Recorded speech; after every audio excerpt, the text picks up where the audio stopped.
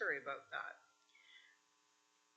In the event a connection or service interruption occurs, that does affect quorum, but it shouldn't tonight since we have most members here.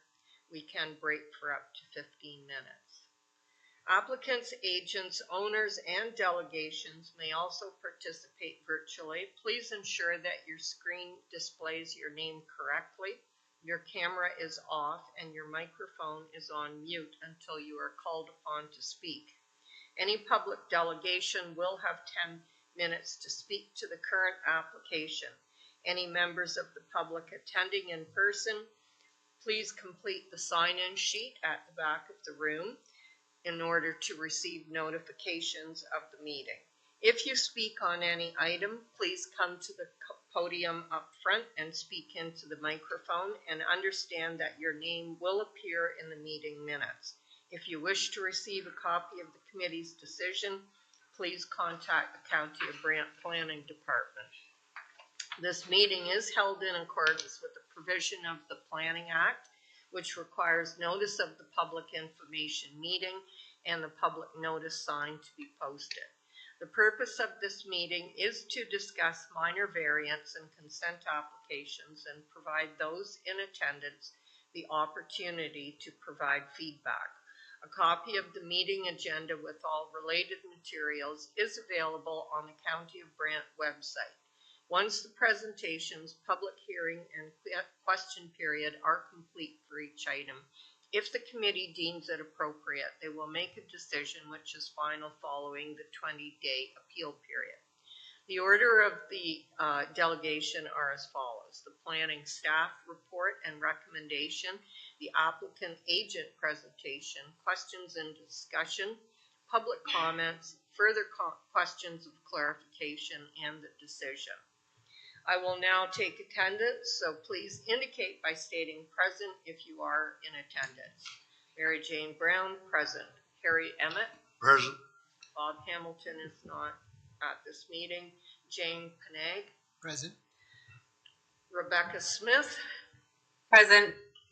Steve Schmidt, Present. John Bamus. Present. Thank you. We'll now move to item 2, approval of the agenda. Do any members have items to be added to the agenda? I believe there are none, so may I have a mover and a seconder? Member Emmett, Member Schmidt, could I please have your motion, Member Emmett? Moved by myself, seconded by Member Schmidt, that the agenda for the County of Brant Committee of Adjustment meeting of January 16, 2025 be approved. Thank you. Members, please indicate if you are in favor of the motion, starting with Member Emmett. Yes. Member Schmidt. Yes. Member Vamus. Yes. Member Panag. Yes. Member Smith. Yes. And Brown, yes. The motion to approve the agenda has carried. We now have the agenda to work with. I will now move to item 3, a declaration of conflict pecuniary interest. Are there any members who would like to declare a conflict of interest for any items on the agenda this evening?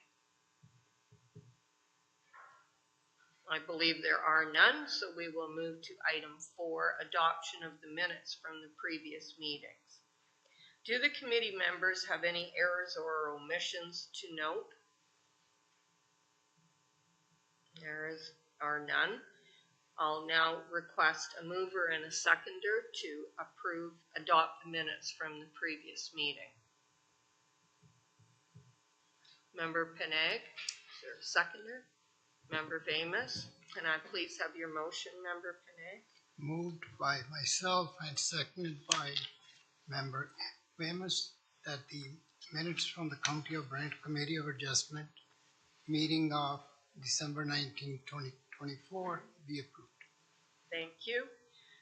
Members, please indicate if you're in favor of this motion, starting with Member Emmett.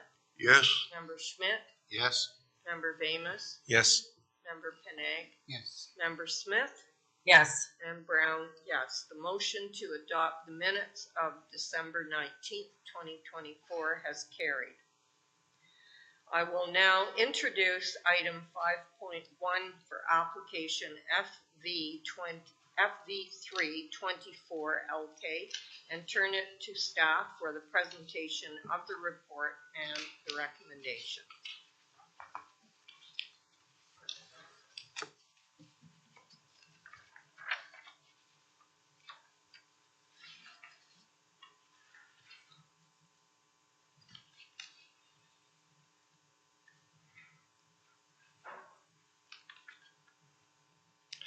Good evening. This is a request for a decision on a fence variance application pursuant of the County of Brant Fence Bylaw 135-23. The property is located at 21 Joseph Brant Street in Paris. Subject lands are located on the southeast side of Joseph Brant Street at the intersection of Mulholland Drive. The land is designated as community node within the County of Brant Official Plan 2023, and the property is zoned R2, residential singles and semis within the zoning bylaw. Section 2.7 of the fence bylaw 135-23 defines the location of the proposed fence variance as the exterior side yard. When constructed along the property line, the fence is permitted to be 3 feet 0.91 meters, whereas a 4.57 meter setback was required to permit a 7.5 meter fence within the exterior side yard. This restricts the maximum height of the fence proposed in question to 3 feet. The applicant is seeking a fence variance for a 6-foot, 1.82 meter fence to be permitted along the property lines outlined in red on the screen, whereas the permitted max fence height is 3 feet or 0.191 meters. The reasons for the fence variance include interpretation of the fence bylaw itself and privacy. I'd like to note that sight lines for this proposal are not a concern to county operations staff, and that a bylaw was recently passed at council on November 26, 2024 to approve an always stop sign at the intersection of Mulholland Drive and Joseph Brant Street under bylaw 118-24. A notice of objection was received from property owners at 97 Walnut Street. The appellant's objection to the proposed fence variance can be summarized as the fence is too high and that it obstructs view from turning onto Mulholland Drive. In summary, staff is generally supportive of this proposal due to the sightlines not being a concern, the nature of the request, and interpretation of the fence bylaw with regards to lot configuration. Thank you. Thank you, Logan, for the presentation. Do any committee members have any questions or comments on the staff presentation?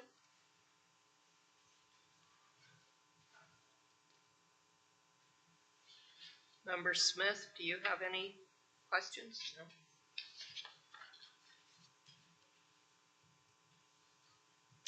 And we'll open the public portion of this meeting. Are there any registered delegates on this application?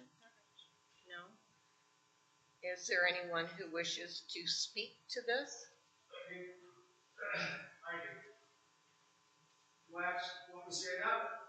Please, and give your name and come to the podium, please.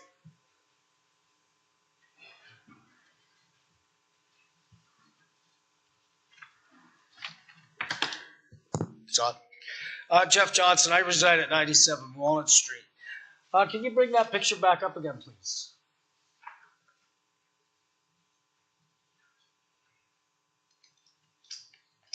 As you're traveling up Joseph Brant, you want to turn onto right-hand turn onto Mulholland.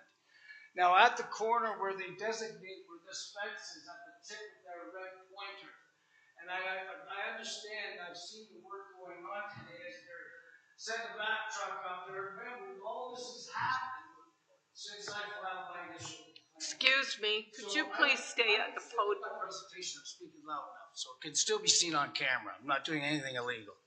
Regardless of that. Excuse me, sir. Travel up Joseph Brant. Excuse me, sir. Try to turn right up Just to Mulholland. clarify, we have members who are participating virtually, so we'll require the microphone to pick up your voice so they can. Oh, like, is there a bit of problem with editing? No, That but wasn't there are picked up? people online. Oh, I understand that. So if you could stay at the podium. Okay. I'll Regardless, request. if you're traveling up Joseph Brant, as you can see, there's a black spot directly out in front of that said address. That's where you're allowed to park. So even if you're traveling up there and there's a new four-way stop or six-way stop or whatever they're presenting to accommodate the 6-foot fence, you're still out in the roadway. So whether you're out in the roadway that way or you're coming from Mulholland to turn left, which will now, because it'll be an all-way stop, and turn left on to Joseph Brandt, so anybody coming the other way and trying to make another turn that way, you can't make that turn without a collision. Has anybody on the delegation who's reviewing this actually drove it, or did you just look at it on Google Earth? I would interject here. I did drive it. I didn't find any safety issues going And what time of day were you there? in the middle of the day. Keep in mind, down at the corner, there's also a bus route down there in Joseph Brand as well. So, and remember, so which way did you travel when you traveled up there? I went to the left, and I was So you came up, what street did you come off of? Joseph Brandt. I How turned did you go from left off Joseph Brandt when the street in question turns right? So figure it out. No, I was on Joseph Brandt. And where did you go I turned left? onto Mulholland. So how did you, so you turned left and went down the back lane? Yes. So, but the corner in question where the blind spot is turning right onto Mulholland or left off of Mulholland onto Joseph Brandt. That's been made very clear from the beginning. And it's a matter of public safety. And the other reason I use that to support this is you have a trail system just up the top of that hill, going up the top hill. Do you understand what I mean? Where the Yes. Great River Trail comes through there? And we have local people that walk it and trail users and people who are just travelers or tourists in town that use it. And coming down that hill, up until now, it was me who made the solution for an all-way stop. Actually, I said a 3-way stop, but I even doubted how you could make that work because still turning left off to Mulholland onto Joseph Brandt or right onto Mulholland off to Joseph Brandt, it's still a blind spot. Furthermore, what they've done since the fence application is they've also planted 2 trees off that corner of the red corner that you designated as Joseph Brandt Mulholland. One's 2 foot off the corner, and then there's another 2 foot. They're apple trees. When they come up, they bush low. So now, once those trees come up, so it's interesting you went down there now when the trees aren't in bush. But when they come up in the spring, no matter what you do in that back street, that fence is too high. It's too big a blind spot. Okay. And now Do you've you done have- all this work with sucker trucks back there, back trucks, whatever you call them, all this extra work to accommodate a fence variance that you can see by your own bylaw, height alone. Now, I've never disputed where it was in the property line. I could care less. It is on the property line. But it creates a blind spot. But I And it's a did public note- safety blind spot. And I don't believe this would pass the muster of the MTO. Okay, do you have any other points you'd like to No, raise? that's about it. Okay, I do. Extenuating parking concerns other than the place out front, because keep in mind, they could also park directly across from there where that other hedge is across the street. Okay. See, I understand what you're saying when you drove down there, there's nobody parked there in the middle of the day. So come down on the weekend. Come at 7 a.m. Come at 8 in the morning. Remember, a one-time through as a demonstration doesn't give you an idea of the flow of traffic or the concerns. And you did it broad daylight. And keep in mind, now they've got those 2 trees, which I could care less. I support growing trees. I support growing fruit trees. But they're going to add an hindrance to further a blind spot and make an endangerment to public safety. Yes. And if you're willing to believe say you that's have okay said- with your insurance company, we're all going to be good. Okay. But I does still don't the- think it will pass MTO muster. Excuse me. I Because I can call the MTO on my missed. own. I inadvertently missed the applicant to give their presentation, so I will ask committee members if you have any comments or questions for the concerns raised here. Member Smith, do you have any? No? Member Panag, please go ahead. Through the chair, the fence is already built. Yes, Was the permit taken? pardon? Was the construction permit taken before the I don't believe you need a permit just to construct a fence. No, you don't need a No, you don't need a permit to You need a construct a variance fence. if you exceed the height. Yeah, exactly. If we are exceeding the height, We can raise that issue with the applicant when they do their presentation as well. thank you. Any other comments, questions? Thank you for your Oh, presentation. you're welcome. We will now move. And the applicant, they are online or in, what is their name in here? Michael Biden? No, right here. You are the applicant in this. Yes, Can we have your name for the record, please? it's Bryn McIntosh. Thank you. Would you like to add anything to the staff report or counter with the delegation? For sure. So when we bought the house and built the fence, we were of the understanding that it met all the bylaws because it's what we thought was part of our side yard, and it's far enough back, more than the 4 point however many meters. So a 6 or 7.5 foot fence was fine. The issue that was raised was technically the front of our property is on Mulholland, even though our house faces Joseph Brandt and our driveway faces Joseph Brandt and everything like that. So that's where the 3 feet limitation comes in. And at the time we built the fence, we were unaware that yes, the Mulholland frontage was technically the front of our house. We thought it was the side, so being a side yard, we put up just a normal fence. Thank you. And then how do you address the concerns raised? Sorry, I have bronchitis. We would address the concerns by, as staff highlighted, that the sight lines aren't an issue. Excuse me, could you state your name and also maybe speak a little louder because I'm having trouble hearing you? Sorry, Lucas. Lucas, thank you. Sorry, I have bronchitis. My apologies. Excuse me, I'm chairing the meeting. Could you please, we could ask you to leave. It is his turn to speak. It's his turn to speak. Please quit interrupting. He has to say his last name if he's going to speak publicly. That's the rules. Is your last name McIntosh? No, Oakley. Oakley, thank you. Please, no more interruptions. Thank you. Please go ahead. I'm sorry for this. Sorry. So in conversation with the county and looking at the definition for the setbacks, that there should be a sightline issue. So we would agree with staff on that matter, that there's not a sightline issue. Okay. Do you have any further comments or on this then? Not at this time. Thank you. Okay, I'll ask the committee members, do you have comments or questions to the applicant? Member Vamus has a question. Through the chair, to the applicant, when was this fence constructed? You know, what year? 2021. 2022, somewhere in there. And then it's 6 feet all around, not just on Mulholland, but Joseph Brandt, it's 6 feet everywhere. Yes. Yes. So you weren't aware that it was supposed to be 3 feet when you built it? No.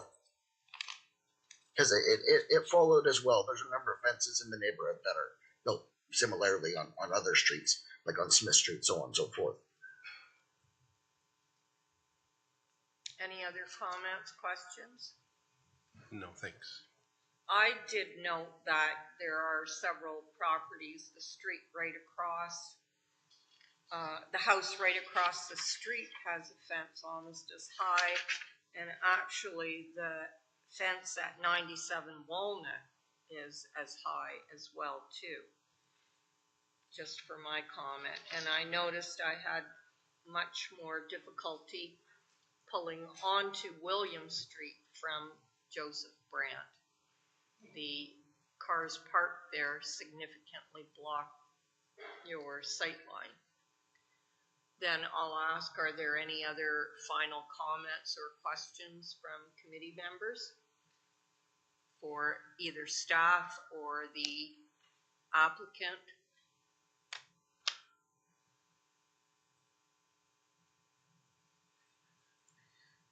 And with that, I would ask the committee, are you prepared to put a motion forward on this application?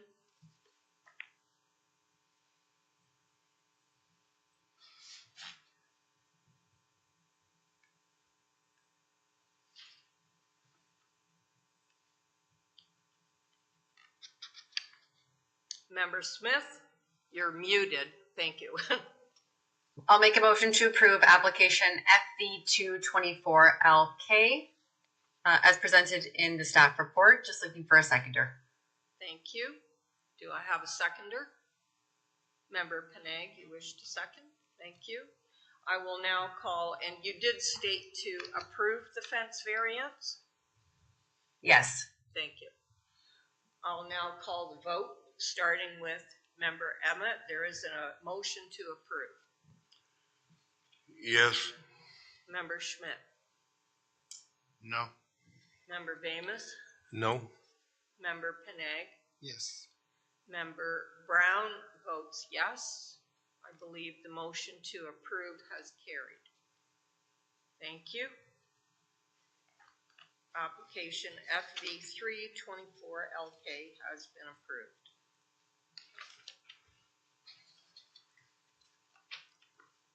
I will now introduce item 5.2 for application A1724RF and turn it over to staff for the presentation of the report and the recommendation.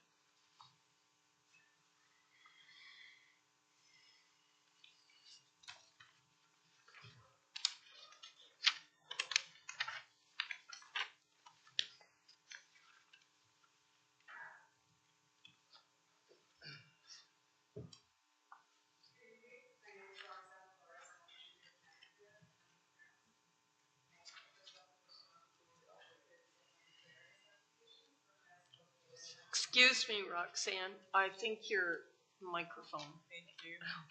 I do the I'll same. start again. Good evening. My name is Roxana Flores, Junior Planner here at the County of Brant. I will start with a minor variance application for lands located at 20 Mill Street within the former geographic township of Brantford. The property location. Subject lands are located west of Mill Street, north of Colborne Street, and south of Douglas Street. They have a frontage of approximately 76.3 meters and a total area of 0.31 hectares. Subject lands have one single detached dwelling and one accessory structure that is a shop. Subject lands are currently serviced by a private well and septic, and the surrounding area consists of low density residential, some open space, commercial, and natural heritage.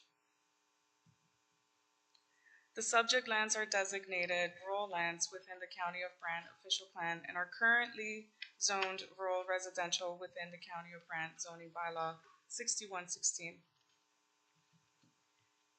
The application is seeking relief from section 4.5B.2 of County of Brant zoning bylaw 6116 to permit an additional residential unit on private services on a lot having a minimum area of 0.31 hectares or 3,074.6 square meters, whereas a minimum of 0.1 hectares or 4,000 square meters is required.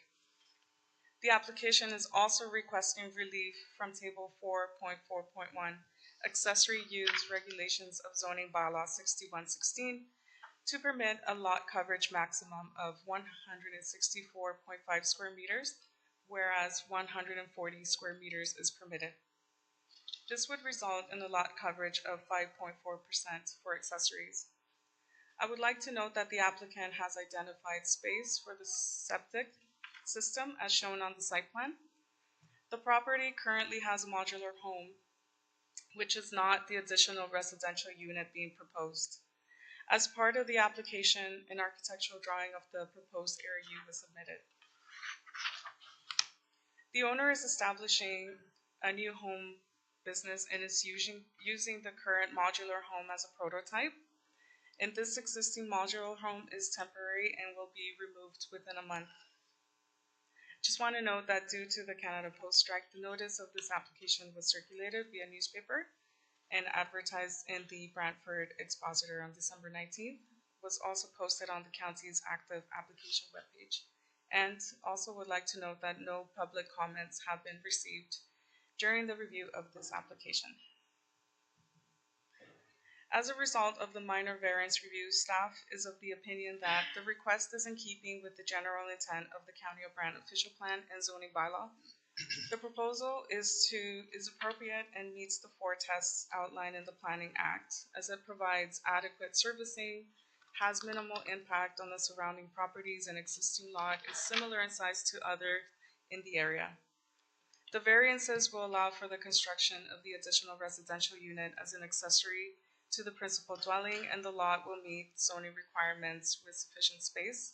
I'm recommending approval of the minor variance application A1724RF. Thank you. Thank you, Roxana, for the presentation.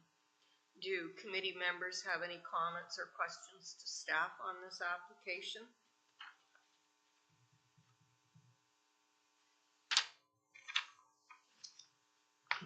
Janet, I guess there are none, and since I won't miss the applicant this time, is the applicant present or online? The agent and Michael? Can you please turn on your camera, Michael? There we go. Yes. Can you hear me as well? Yes. Can you give your name and do you wish to add anything to the staff report? Absolutely. So my name is Michael Feiden. I'm from Vinlanda Engineering, and I'm the agent presenting on behalf of the owner applicant, Anthony Capucci. I think Roxana did a great job presenting the application, so I don't really have too much to add. I just know that there was a comment earlier that the planning staff had that was with regards to the septic bed area that we show in the concept plan, site plan.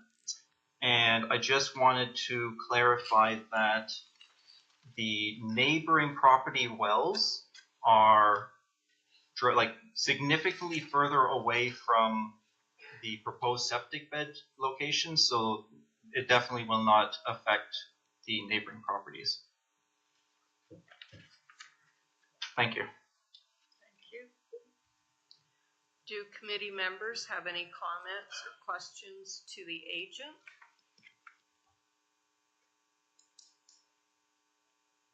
Member Vamus, please go ahead. Through the chair to Mr. Feiden, the illustrations that were provided, they show a garage, but I guess that was just a conception. There's going to be no garage with the ADR, ARUs. Correct. Yes, there were updated site elevation plans prepared, which I guess were lost in translation, but that is correct. There will not be a garage. So the elevations that are in the application, they are a little bit outdated. So if they remove the garage portion, then the square meter should qualify. Because right now they're 25 square meters over. Instead of 165 square meters, you know, the bylaw is 140. Well, can't they just take off 25 square meters? They build it a little bit smaller, then they don't even have to be here today. Well, we definitely need to be here because the lot area itself is too small to allow for an additional, like an ARU. But with regards to the accessory buildings, the 25 square meters is that's shown on the site plan. That is correct. So originally the elevations which showed the garage, the site plan that corresponded to that had a larger, I don't remember the number off the top of my head, but that had a larger square footage. So by removing that, it's now only 25 above. Okay, thank you. And then my second question was, there's currently a modular home on site. and with some signage. Now, are they made there on site, or is a business there? Or that's where they're produced, or that's where they're going to be sold on that property? Correct, yes. It was, work is being done to finish the modular home there, but it's only temporary storage, so to say. It's not a permanent, it's not been connected to gas or electricity or anything like that. It's definitely not permanent. But is this where they're produced or made and sold? Is like a business being operated there, or? This is the first prototype modular home, so this one has been prepared there, but I believe in the future the plan is to actually have a suitable, correct location to construct them. So the plan is not to be building them in that specific location. Okay, thank you. Any further comments from the committee? Member Panay? Through the chair, may I ask, I'm not very clear on the septic beds. Is the old septic bed tied into the new one, or the old one is going to be banned? Is that a question for the agent? For the agent, yes. Okay. Did you hear the question? Kind of. I know it was with regards to the septic, but I didn't quite understand the specific question. The question is, I believe, is the septic system that's existing now, will it be tied into the new one, or are you removing the old and putting an entirely new septic for both buildings? So the plan is to leave the existing septic bed unchanged and specifically just for the primary residence. And on the site plan, you can kind of see it close to the current residence. The plan for the new ARU is to introduce a new septic that is specifically designed and has the capacity for the new ARU, and that is to be towards the southwest. Thank you. Okay, thank you. Any other comments or questions? I have a question. Since there is a modular unit on site now, will the proposed ARU be similar to that, or will it be like just a totally regular house, not a modular unit? My understanding is that the new ARU is going to be a proper house, like a new style, foundation walls, that kind of thing. Also specifically because the size that we are requesting is also different from the dimensions of the modular home. Okay. Can I ask the purpose of the ARU? Is it for a family member? As Member Famous raised the concern, is it for a business to operate out of, like a home-based business to operate from the ARU? Yes, so the primary residence is currently being rented out to a different tenant, and the purpose of the ARU is to be the new residence for Anthony Capucci himself, the owner of the property. And to further elaborate a little bit on the existing accessory buildings, there is currently the existing shop, and the intent is to obviously keep that shop, which creates the issue of having too large of an accessory structure total, so that the owner can store, because he's a tradesperson by trade, to be able to store his work tools and stuff like that for his business. Yes. Thank you. I'll only note there were no conditions on this, and I'm not sure if the committee had wished to add any, or since there is discussion the current modular homes to be removed, if consideration were given to adding a condition for that. So then I'll ask, are there any other comments, questions to either staff, final questions, or the agent. And are there any public delegations, Reggie? No. Didn't think there were. No further comments, questions, then I'll ask the committee, can I have a motion?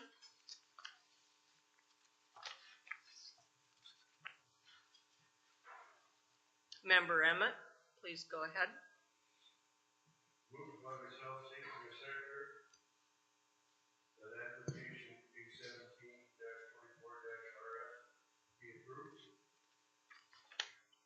Could I have your reason? Variances are considered minor in nature and desirable, and they're in keeping with the general intent of the official plan and zoning bylaw 6116. Thank you. Do I have a seconder? Member Penag, I'll now call the vote, starting with Member Emmett. The motion to approve is on the floor. Probably should have a second. Oh, Penang. Oh, I'm in favor. Member Schmidt, Yes. Member Famous, Yes. Member Penag, Yes. Member Smith, Yes. and Brown, yes. The motion to approve application A1724RF has carried.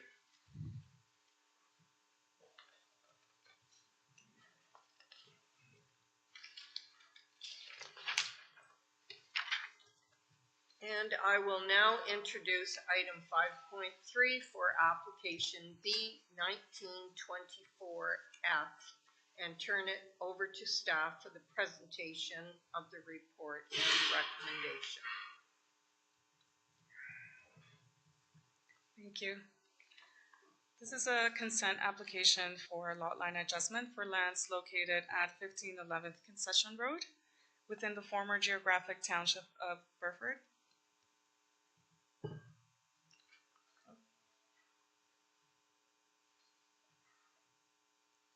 The subject lands are located south of 11th Concession and between Middle Town Line Road and William Road and approximately 45.4 hectares in size with a frontage of approximately 1,064 meters on 11th Concession Road. Currently, there is a single detached dwelling, several agricultural outbuildings, and fields on the property that are actively farmed. The subject lands are surrounded by agricultural and natural heritage land uses to the north, south, east, and west. They are located outside of the settlement area boundary and are privately serviced by well and septic. There are no natural heritage features on the lands to be transferred. Subject lands are designated agriculture with some natural heritage within the County of Brant, Official Plan 2023, and are currently zoned agricultural with some natural heritage within the County of Brant, Zoning Bylaw 6116. The applicant is proposing a lot line adjustment to transfer 2.8 hectares, which is 6.92 acres, from the subject lands at 15 11th Concession Road to the adjacent property at 145 Town Line Road. The retained parcel, outlined in green on the map, will have an area of approximately 42.6 hectares with a frontage of 884.5 meters containing the single detached dwelling, outbuildings, and farmed fields. The benefiting parcel, part of 145 Middle Town Line Road, has a total area of 22.6 hectares with a frontage of 2.16.9 meters and is serviced by private well and septic system. This parcel was part of a severance approved back in 2017, which required consolidation with 145 Middle Town Line Road. I would like to note that it has been confirmed that the benefiting lands have in fact been merged in title with 145 Middle Town Line Road as per the approved severance application from 2017 as outlined in yellow on the map on the screen. The proposed boundary adjustments for this application will enlarge the adjacent agricultural land supporting their continued use, and no vacant lot is created as a result of the proposal. As a result of the consent review, staff is of the opinion that the application is in conformity with the policies of the provincial planning statement regarding lot line adjustments for legal or technical reasons and is in conformity with the general intent of the policies of the county's official plan and zoning bylaw. Therefore, I am recommending approval of consent application B1924RF. Thank you. Thank you, Roxana, for the presentation. I will ask committee members, do you have any comments? Member Emmett, please go ahead. Just to be sure that the diagram or picture that we have on page 70 or 78 or page 14 of 15, the severed parcel or the piece that wants to be moved is the red checkered, red hashed block. And it's going to which one? It's going to the parcel that is south. So if you look at the map, there are two parcels that look like they're separate, but they're actually one whole parcel. So it's going to that. They are merged. Through the chair, my apologies. So my understanding, just if I could continue, 145 Middletown Road faces is the orchard off Middletown Road, am I correct? So is the yellow hash property part of that now? Through the chair, yes it is. Okay, the diagrams that we have don't show that. That's why I'm asking.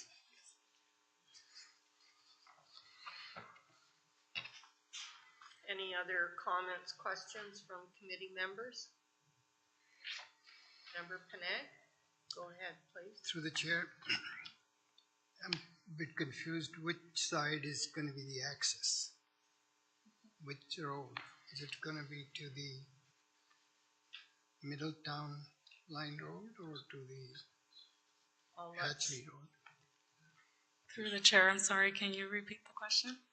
The access from the property, is it going to be to the Middletown Line Road or to the Hatchley Road? Through the chair, I believe it's going to be through Middletown Line Road. This is a farm that they bought. Thank you. Any other comments, questions from the committee? Member Smith, please go ahead. Through the chair to staff, maybe just for clarity for all the members, can you pull up the map and maybe just kind of show the fully merged parcel? I know it's just for clarity. I think it might be helpful just to show, because realistically, the way that I see it is it's really just squaring up lot lines. Thank you.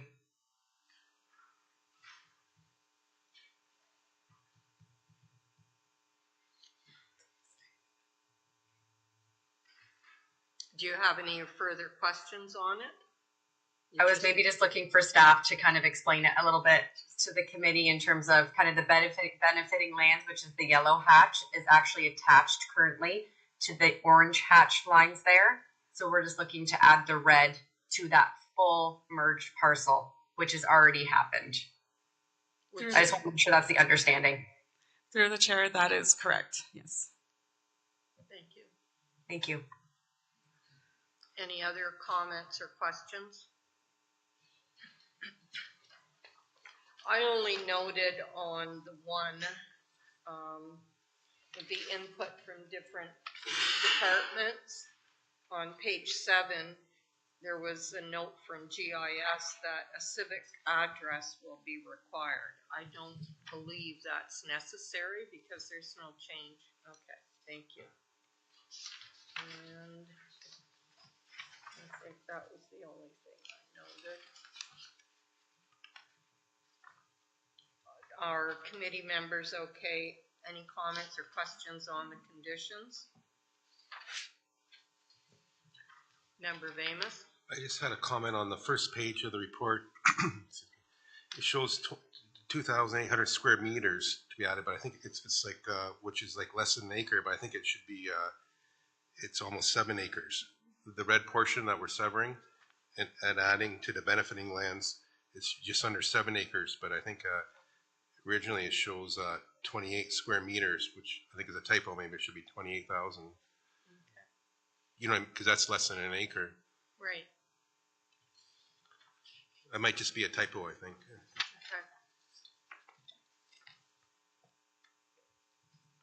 So it's correct?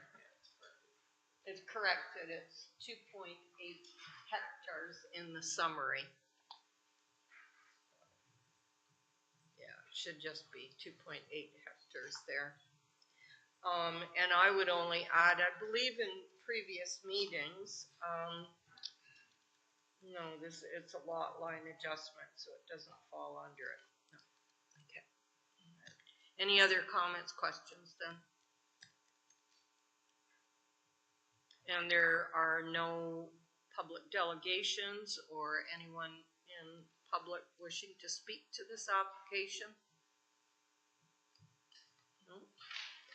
With that, I'll ask the committee, are you prepared to make a motion now? Member Schmidt?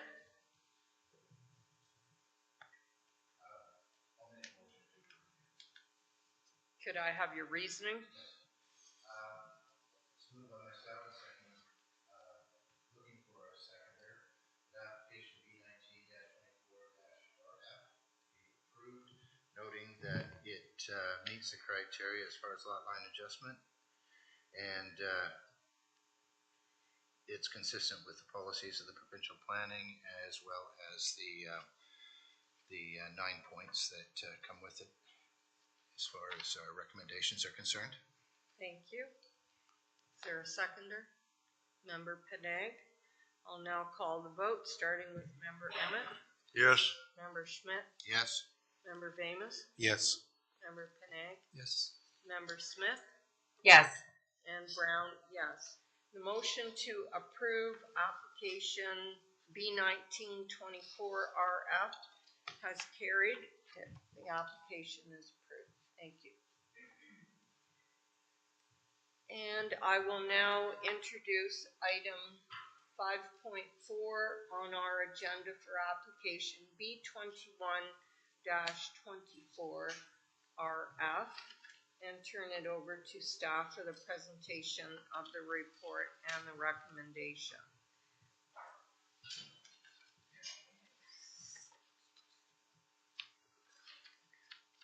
This is a surplus farm dwelling consent application for lands located at 319 Ellis Avenue within the former municipality of Brantford. The subject lands are located north of Ellis Avenue between Pleasant Ridge Road and Mount Pleasant Road, northwest of Mount Pleasant Village. It has an area of 8.47 hectares with a frontage of approximately 370 meters. There is one existing single detached dwelling and 2 accessory structures. The accessory structures include a small shed that used to be an old pump house for a pool, and a bigger accessory structure that is being used for storage. The subject lands are serviced by municipal water and private septic.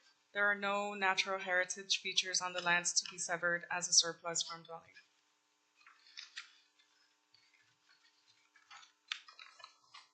This is just a picture of the house that is currently on the lands. Subject lands are designated agriculture with some natural heritage within the new County of Brant Official Plan 2023 and are currently zoned agricultural with some natural heritage within the County of Brant zoning bylaw. The applicant is proposing to sever a surplus farm dwelling of approximately 0.4 hectares at 319 Ellis Avenue. The owner has demonstrated that the dwelling on the subject lands is surplus to farming operation by identifying primary residence and active farm operations elsewhere within the county. I would like to note that as per official plan policy, since the retained lands are smaller than the required 19 hectares at 8.07 hectares or 19.94 acres, as part of a condition of approval, the lands will be required to be consolidated with adjacent farm operation and will not be zoned A9, which is typically used to prevent the creation of a new buildable lot. I would also like to note that the subject lands are partially within a wellhead protection area, and because of this, there are no livestock operations within 1 kilometer of the site, and therefore minimum distance separation is not required. A Section 59 restricted land use screening form was submitted with the application, confirming no significant drinking water threats. As a result of the consent review, staff is of the opinion that the application is in conformity with the policies of the provincial planning statement regarding consents and is also in conformity with general intent of the policies of the county's official plan and zoning bylaw. I am recommending that approval of consent application B2124RF be approved. Thank you. Thank you, Roxana, for the presentation. Are there any comments, questions from the committee members? Member Smith?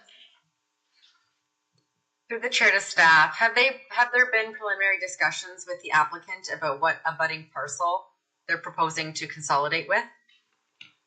Through the chair, currently the owner is in talks with adjacent properties to purchase another farm operation in order to consolidate the farm. Okay, thank you. Any other comments or questions?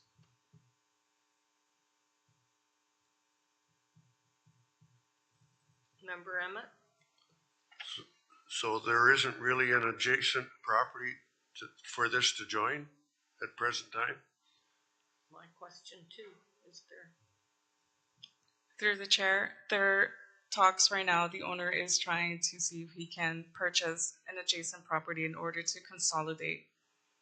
That is part of a condition of approval. Thank you. Thank you.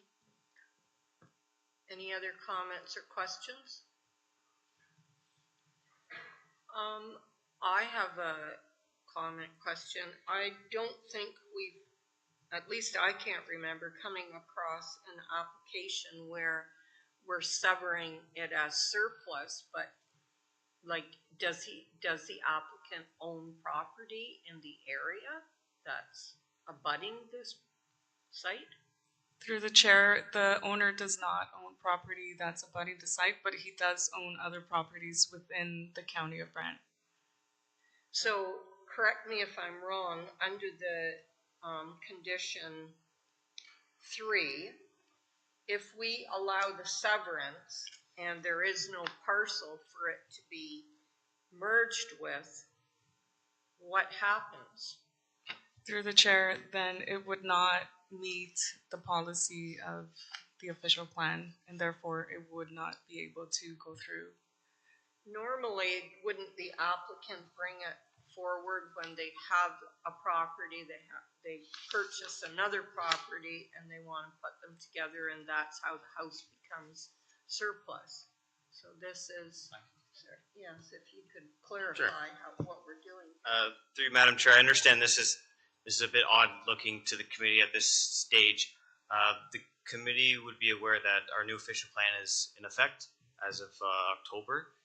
So we are dealing with some new policies in our official plan as it relates to surplus dwelling severance. And one of those new policies is how big the remaining farm parcel needs to be to apply an A9, to sever the house and apply the A9 to prevent a dwelling from being constructed on that property. And so the minimum lot size after surplus dwelling severance is 19 hectares for it to be, to meet that policy. And that is considered a viable farm parcel that could continue to be farmed on its own in isolation of everything else. In this case, the remaining farm parcel is 8 hectares, less than 19 hectares. So the policy reads that if it's less than 19 hectares, it's required to be consolidated with an abutting parcel. That was discovered later in the process. So the intention was to apply the A9, and that was the intent at the time of the application. Through review of the application, Roxana identified that it did not conform to this policy related to the 19 hectares. So we reached out to the applicants, notified them that it didn't meet the policy. And so our option, recognizing that the application was moving forward, is that to include the condition that it be merged with an abutting parcel. The subject lands do abut 3 options. And the applicants are with us this evening to provide us with a status on how any discussions with consolidation are ongoing. But the committee should recognize that this is an official plan policy, and it has been included as a condition that the consolidation take place. If the applicants are unlucky with clearing that condition, then the condition cannot be cleared and the application will essentially lapse. Thank you.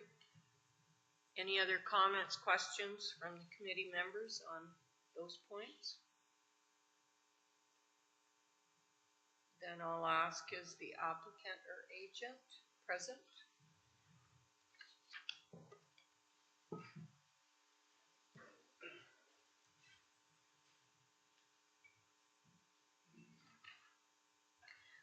Good evening. Good evening. My name is Ruchika Angrich from the Angrich Group, representing the owner of this property for this application. Just to clarify committee's questions, there are discussions ongoing with the 2 of the 3 adjoining farmers, and as you know, these discussions take a long time to formalize and do a formal purchase and sale agreement with the abutting owners, and that's why the recommendation was to include a condition simply stating that it be merged with the adjoining parcel. As Dan mentioned, if we are unsuccessful, the severance lapses and there's no severance in effect. But the owner has been actively discussing, even prior to us coming forward with this application, actively discussing acquiring additional farms adjoining this particular property. So hopefully that clarifies. I'm happy to answer any more questions you may have. Thank you. Any other comments, questions to the agent?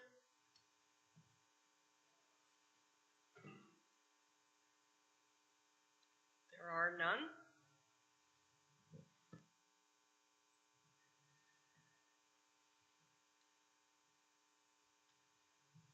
Then I'll ask the committee, do you have any final questions or comments to either staff or the agent? Member Smith, you do? This is maybe just a general comment through the committee. This is a bit of a strange one, and I do understand the intent of the policies, but myself, I'm a little bit uncomfortable making a decision on an application when we don't have something a little bit more concrete in terms of where the remnant parcel is going to merge. So I don't want to set precedents, and I know that there's obviously been changes in policy, but I'd like to have a bit more concrete answers when it comes to the consolidation for the remnant parcel. Thank you. I have a question on that point too about, so basically and correct me if I understood the new policy, misunderstood, if it's less than 19 hectares, it needs to be merged with a physically abutting property. Through Madam Chair, that's correct. Okay. And that was implemented with the new OP. This is something. So in order, since they don't have property, and I'm just throwing it out to get a better understanding, we can't implement a condition for A9 if there were a motion to approve? Through Madam Chair, that's correct. So the reason why I emphasize that it's an official plan policy is because the A9 essentially is amending the zoning bylaw. In the hierarchy of planning documents, the official plan requires conformity, and that would require an amendment to the official plan document. Okay. Well, giving my thoughts on it, as a committee, we can approve, refuse, or defer. And since we've just come across this, I wouldn't mind having more information on it as well. So I'll ask the committee members, is there anyone who wishes to make a motion? Member Smith? I'll make a motion to defer application B2124RF to provide the applicant with sufficient time to report back to the committee on the parcel that the retained lands will be consolidated with. Thank you. Is there a seconder? Member Schmidt? I'll now call the vote, starting with Member Emmett. Yes. Member Schmidt? Yes. Member Bamus? Yes. Member Panay? Yes. And Brown, yes. The motion to defer application B2124RF has been deferred for the purpose of obtaining more information on the gathering of that information about a potential consolidation. Thank you.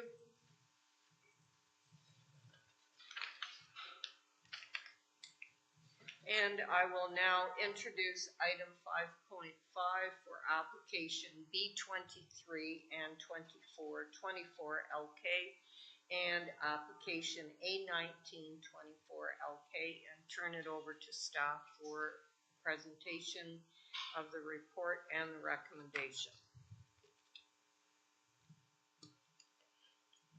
This application is broken into three elements: consent to sever B2324LK, consent for an easement B2424LK, and minor variance A1924LK for the lands located at 66 Banfield Street. For the sake of clarity, I'll present each of the elements proposals separately, as decisions of the application will be made independently of one another. Subject lands are located on the south side of Banfield Street and south of Capron Street. Subject lands are currently one single detached residential dwelling with a total land area of 0.13 hectares in size with a frontage of 34.67 meters on Banfield Street. The surrounding area consists of urban residential land uses, and the lands are in an urban residential area where development and residential lot creation is permitted. Subject lands are designated neighborhoods within the official plan and zoned as heritage area residential singles and semis HAR2 within the zoning bylaw. As mentioned, the application forms three elements, and I'll present them separately. The applicant proposed the creation of one new residential lot within the primary settlement area of Paris on municipal services. The severed land will have an area of 484.1 square meters, and 13.72 meters on frontage along Banfield Street. The retained lands will contain the existing dwelling and will have an area of 797.1 square meters and will have 20.95 meters in frontage along Banfield Street. The consent will allow for one new single detached residential dwelling, providing gentle density in line with the provincial policy statement and maintaining the intent of the neighborhood's designation of the official plan. Deficiency in lot frontage for the severed lands will be handled through the concurrent minor variance application A1924LK. All of the requirements of the zoning bylaw are being met. The application proposes the creation of an easement along the existing driveway to service 66 Banfield. Easement application is required to legalize the existing shared access, and the easement is to be maintained free and clear of obstructions and structures. Finally, the minor variance application is seeking relief of Section 8, Table 8.2.1 for a decrease in frontage to 13.72 meters, whereas 15 meters is required. All other requirements of the zoning bylaw are being satisfied. The minor variance is required to allow for the development of a single detached residential dwelling. This minor variance is submitted in conjunction with the consent easement application B2324LK and B2424LK. The intent of the minimum frontage is to ensure there's sufficient frontage for access, setbacks, and area for development. It is my professional opinion that the general intent of the zoning bylaw is being maintained in this instance. In conclusion, notice of the application has been circulated to all property owners within 60 meters of the subject lands. Posting of the public notice sign was completed on December 19th. At the time of writing this report, no further public comments or correspondence has been received. As a result of the review of the consent applications and minor variance application, I am of the opinion that the proposals are in keeping with the general intent of the County of Brant official plan, zoning bylaw, and provincial policy statement. The request is minor in nature and the proposed severance will not negatively impact surrounding residential uses. I'm recommending approval of applications B2324LK, B2424LK, and A1924LK, subject to the attached conditions. Thank you. Thank you, Logan, for the presentation. Committee members, do you have any comments or questions?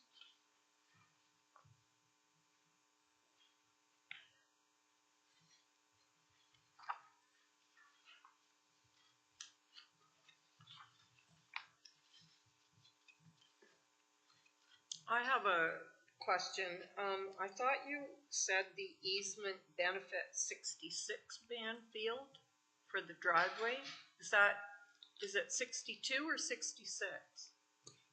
The easement is it's a shared access. Right. Sorry, through the chair. It's a shared access for 66 Banfield and 62 Banfield Street. Okay.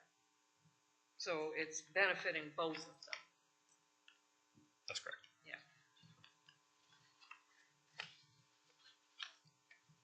Member Emmett? So the easement is on the map is where?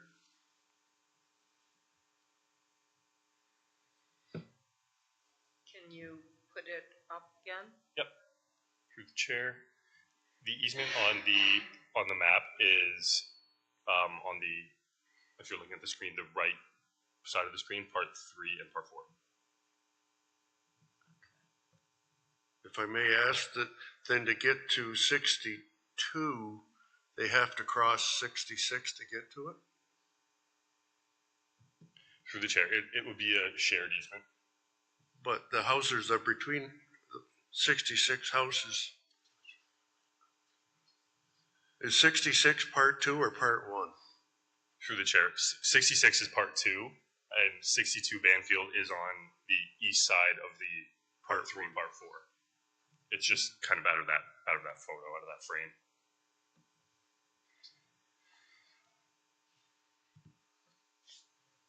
So basically, it has been there historically, and we're formalizing it now. Through the chair, that's correct. Okay. Any other questions on any of these? Member Vamus? Through the chair to the staff. So the diagram of the frame shed at the back, that belongs to 62 or 66? Through the chair. Are you referencing the shed on page 20? Just share the screen, if that's possible.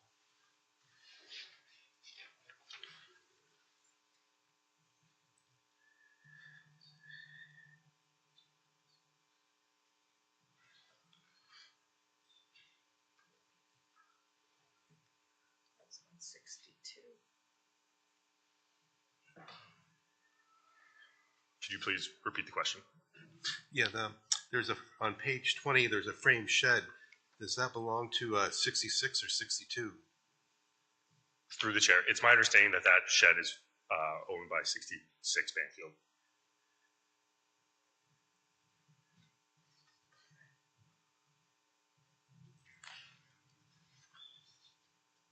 Any other member Emmett?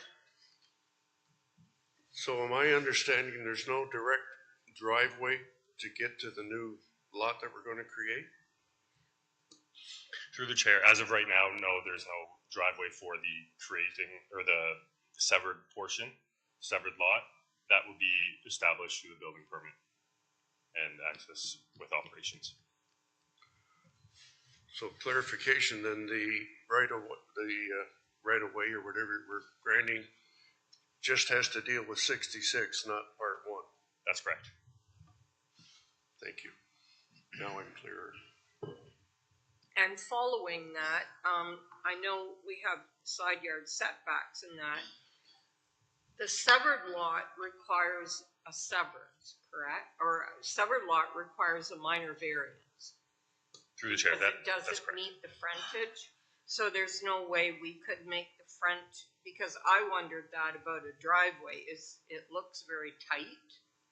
So by the time you get a driveway, there's really hardly any front yard. So there's no way the retained parcel could be made smaller and the sever made a little larger to avoid that variance? Through the chair, that would be something that may be best directed to the agent and applicant. Okay, thank you. What's this area here? What's that area in here? Any other comments then before we move on to the agent or applicant? With that, I will ask, is the applicant or agent present? So he comes way out here in this thing. This is like the line. Hello, good evening again. Through you, Chair, do you want me to just answer all these questions that have been asked by the committee members? Yes, I can provide some clarification.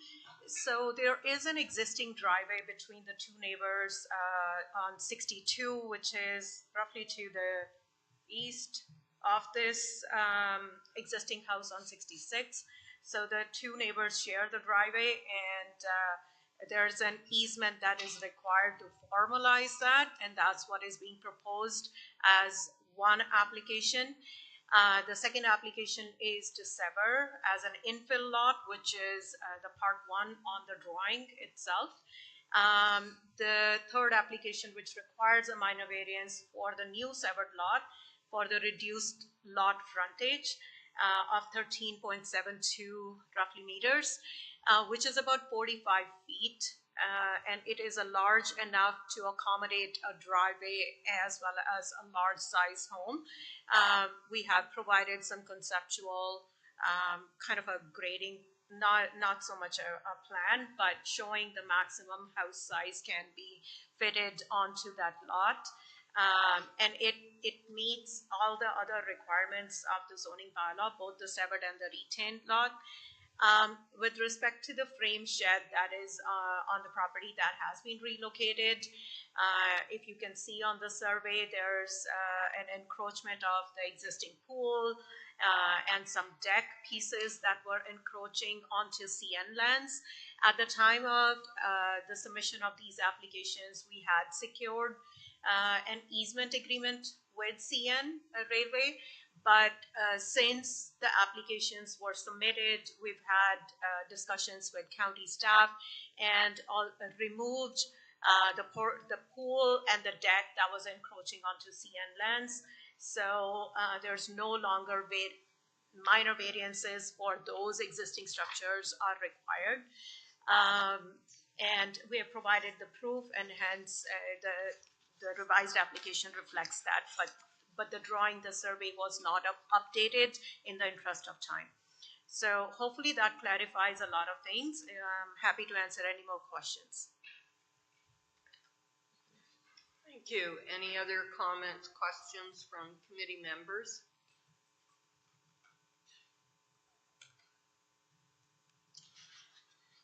Just to repeat, so the severed parcel, there's no way you don't need a minor variance. You can't make it like the retained a little smaller. To you, Chair, that's a good question. We do need a minimum setback from a new side property line. It's roughly 2 meters, less than that. That's wide enough. And knowing that this is an older 1800 home, we want to protect any kind of building and construction. So rather than putting the new property line even closer to this existing home, we would rather go through the variance, which still can accommodate a large size property along with a large home on it. Any other comments, questions to the agent from the committee? Member Vamus? Yeah. To the chair, to the committee, I don't know, do we have to add that as a condition? Make another condition number 8 about the encroachment of the pool and then the wooden deck? Or my understanding is they're already removed. I didn't note them. Through the chair, we have provided proof with pictures to staff that these structures have been removed. And you are aware of all the conditions and you have no questions or comments on them? Yes, that's correct. And were there any public delegations or anyone registered to speak to this? No. Then I'll ask the committee members, are there any final comments or questions to either staff or the agent? Member Smith. Through the chair, just a general comment that I typically make on the easements. Maybe we can just propose a minor change to condition number 5 of the easement, just to ensure that the applicant's lawyer prepares and registers all the necessary easement documents, including consideration for any maintenance agreements, following review and approval of the county solicitor. Just a bit of a note there. I always am a little bit concerned in terms of maintenance and long-term requirements, especially when somebody's sharing a driveway. I know it's an existing situation, but just a note. Do you have any suggested wording just to add in there must be a maintenance agreement or? Yeah, so under condition 5 of the easement, following easement documents in that first sentence, I would just say including consideration for any maintenance, joint maintenance requirements. Okay, thank you.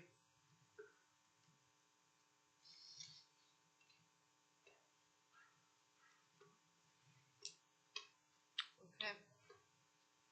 Any other members have comments, questions on that? I will remind the committee, we need a motion for each application individually. There's B23, B24, and then A19. So I'll ask committee members if I could have a motion.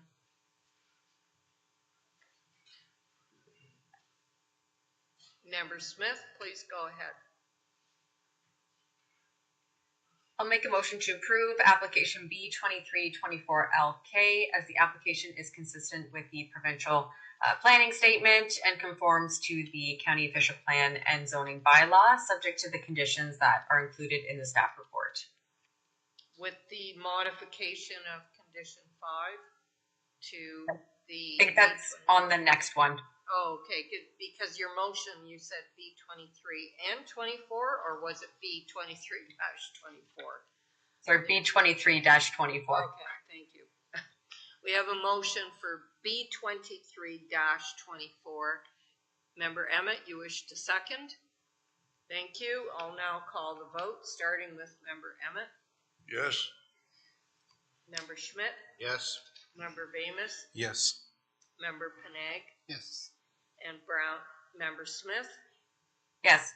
And Brown, yes. The motion to approve application B23-24 has carried.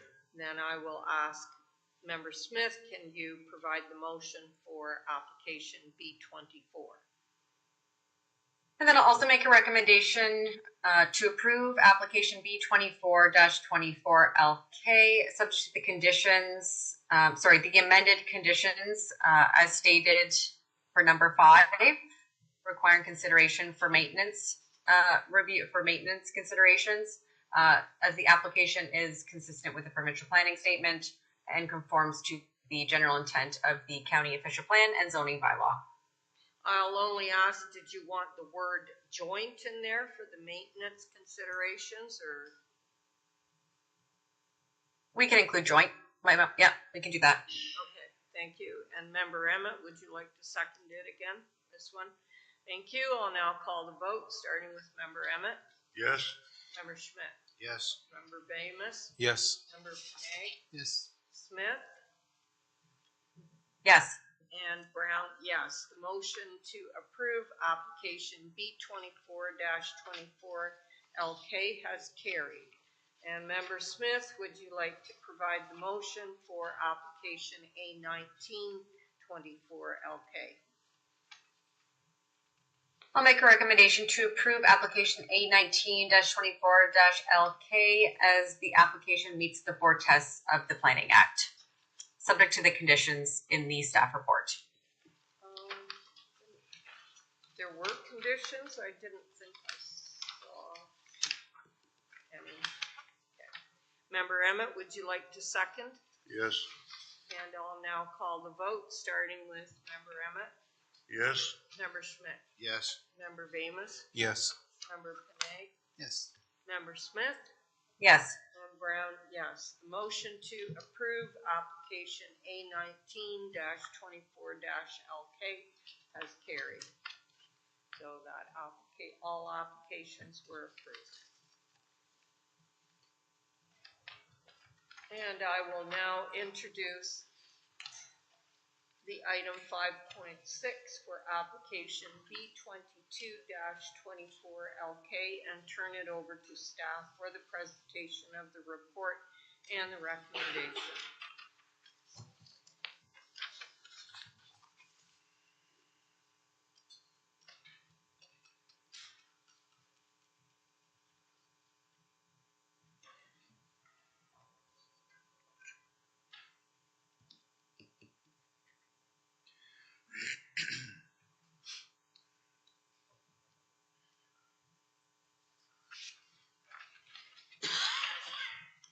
This is a consent application for lands located at 91 Branch School Road within the former township of Brantford.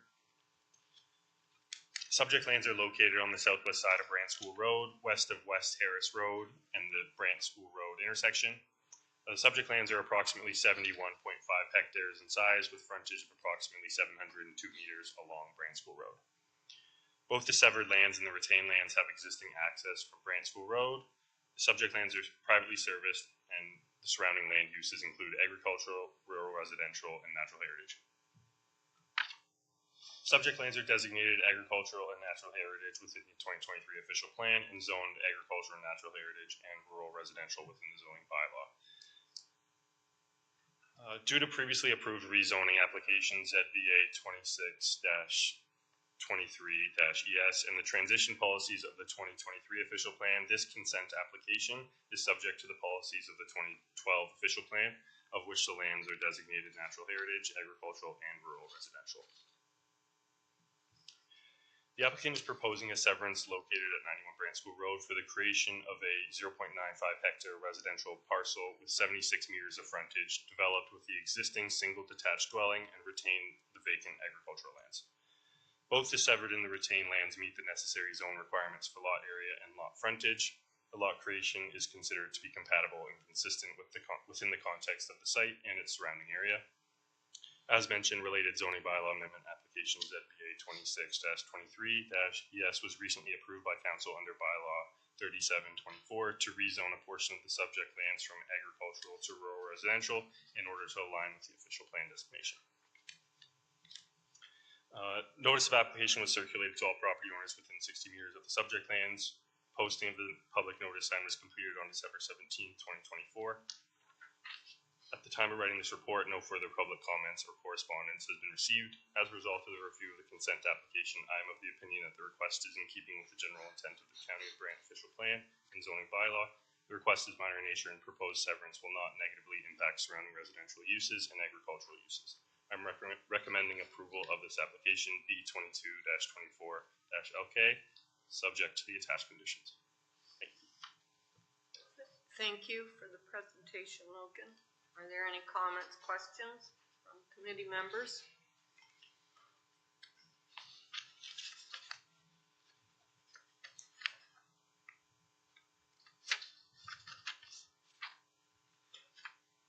Member Smith, please go ahead.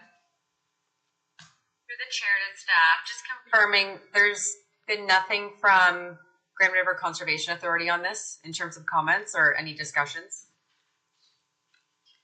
Through the chair, GRCA was not circulated as part of this consent application because it was our understanding the severed lands is not within the GRCA lands.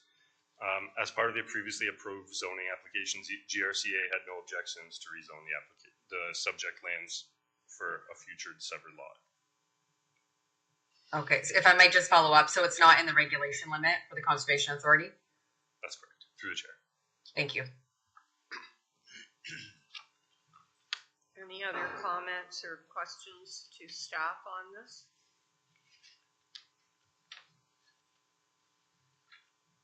Appears there's none. I'll ask, is the applicant or their agent present?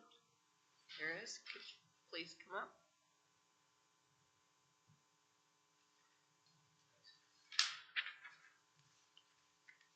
Can we have your name? Yeah, so good evening, everyone. My name is Christian Simonides. I'm a planner with Arcadis here on behalf of the owners of the subject property, identified as 91 Brant School Road. I did have a presentation, but understanding it's the last item and there really are no comments. I just think this is quite straightforward, and I'll just add some points to consider. So as Logan mentioned, this ultimately implements the rezoning application that was approved back in May of 2024 to rural residential. The severance, again, conforms to the 2011 or 2012 county official plan based on these transitional policies. I would note that the existing single detached dwelling, the access, as well as the private servicing, both the septic and the well, would remain unaltered within the severed lot.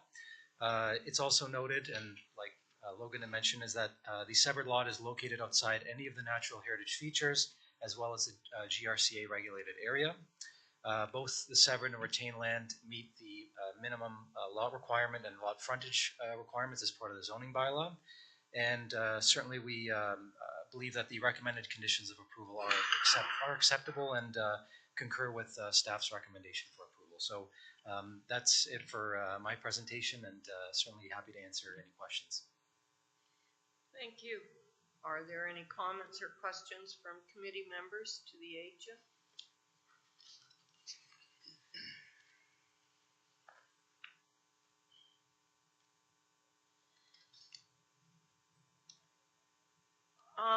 My question is only referring to, you stated the rezoning, or was it Logan, that occurred in May 2024. So that's only along the frontage of the property, not the whole? Yes, through the chair, yes. So that it's correct. So the rezoning application only applies to where and applied to where the severed lot is. So only the area that's being severed was rezoned to rural residential, and the retained lands, everything that's existing is zoned as agricultural. So it would remain zoned as agricultural, and we're just implementing that rezoning for just specifically that severed lot. Thank you. Any member Smith, you have a question? Through the chair, I'm not sure if this is an applicant or staff question, but I'm just maybe looking for some clarity on the policies regarding the agricultural designation that's currently on the land. So are we considering this and we allowed the zone change because it's technically a rural settlement or hamlet? I'm just looking for a bit of direction on that. Thank you.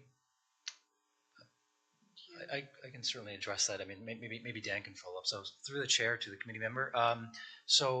As noted by Logan, there's the transitional policies that are within the 2023 county OP, which state that any approved application that was prior to the new official plan being in force and effect, any subsequent applications, so being this consent application, would fall under the 2011 and or 2012 county OP policy. So again, I'll just sort of summarize. The rezoning application was approved in May of 2024, and therefore, and then the new county official plan was approved in October of 2024. However, given that the rezoning occurred in May, any subsequent applications as per the transitional policies allow for subsequent applications such as this consent to just go and follow under the 2011/2012 county official plan policies, which is why this is technically still identified as rural residential as per the 2012 county OP and not agricultural as per the new one.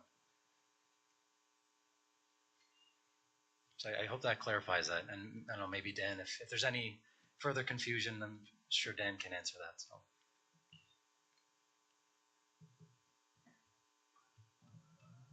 So the rural residential zoning only pertains to this lot, and I'm not assuming under this transitional policy, if, okay, so moving either way, I can't, looking at the map, whether it's, I'm not sure which way it is on the map, but you couldn't get another lot severed under this zoning change because the zoning change only happened to the severed area. Through Madam Chair, that's correct. Okay. And you have another question, Member Smith? Through the chair to staff, just so I have complete clarity on this. So if we're referencing the old official plan, what was the designation of these lands under the old official plan? Not speaking zoning, but just looking for the designation. So through the chair, it was it was designated rural residential. Thank you. That's what I need. Thank you. Any other comments or questions? Do you have another question, Member Smith? No final comments or questions? And were there any public delegations? No one in the audience wishes to speak to it? No. Okay. Then no further comments, questions from the committee. Then I'll ask for a motion. Member Schmidt, please go ahead. Move by myself and for a seconder that application B22-24-LK be approved, considering that it meets the three recommendations or reasons as far as the existing development, consistency with the provincial policy and the official plan, and noting that there is 9 list of conditions to go along with that. Thank you. Is there a seconder? Member Emmett? I'll now call the vote, starting with Member Emmett. Yes. Member Schmidt. Yes. Member Vamus. Yes. Member Penang. Yes. Member Smith. Yes. And Member Brown, yes. Motion to approve application B22-24-LK has carried, so that application has now been approved. Thank you.